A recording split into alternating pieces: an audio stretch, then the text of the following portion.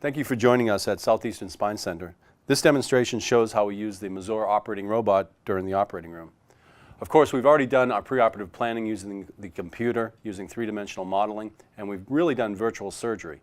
We've applied the screws and measured our screws and angles so that we know exactly what the robot is going to help us do during the operation. Remember, the robot really never does anything itself. It's simply a guide so that we can do things as safely and accurately and minimize the amount of radiation exposure.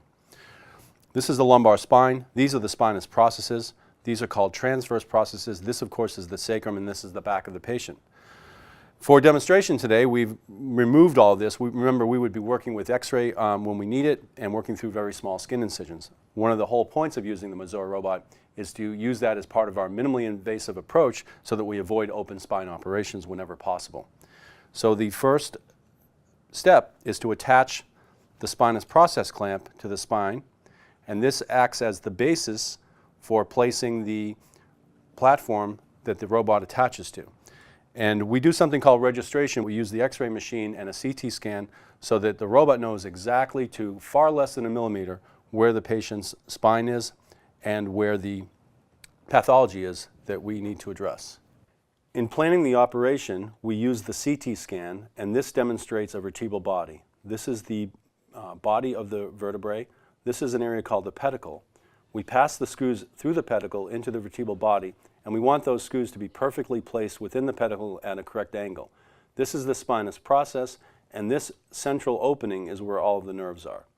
So to apply the pedicle screws, we do this virtually by making them appear, and then using our computer program, we can rotate them or lengthen them or move them around in any way that we need to. That shows us tilting them. Here we can move it this way a little bit, and then we can go ahead and adjust the length of the screws by pulling up the program and clicking on this, which simply says, okay, I'm going to go to a 6.5 diameter screw, and you can see that screw got a little bit larger. The screw is not quite long enough. We want to get a little bit further into the vertebral body, so I lengthen it to 45 millimeters. So now we have a good screw on that side, so we're going to go ahead and accept it, and then we run through a virtual movie that shows how where the screw is placed inside that pedicle. It fully fills the pedicle, and we're quite happy with that screw. The next step we're going to do is place the platform onto the clamp, which would act as a floor for the Mazor Robotics.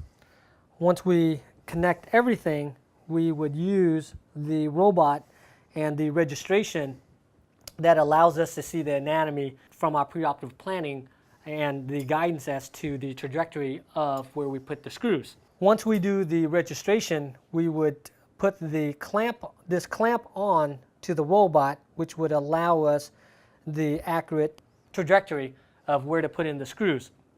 The robot will tell us the direction we put it in. We would put this sheath onto this arm, which passes through the skin, a small incision that's made through the skin percutaneously, and we would put a drill a pilot hole that would allow us the trajectory of the screws. What you can see in this demonstration is the complex mechanism inside the robot itself.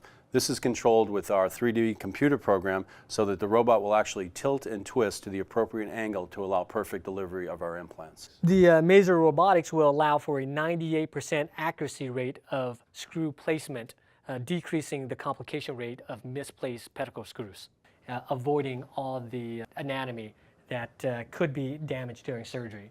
I've had the pleasure of being involved with minimally invasive surgery since the year 2000. I've seen the development of a lot of different platforms and implants over the years. It has evolved tremendously, but one of the largest evolutions has been the addition of the Mazor operating robot.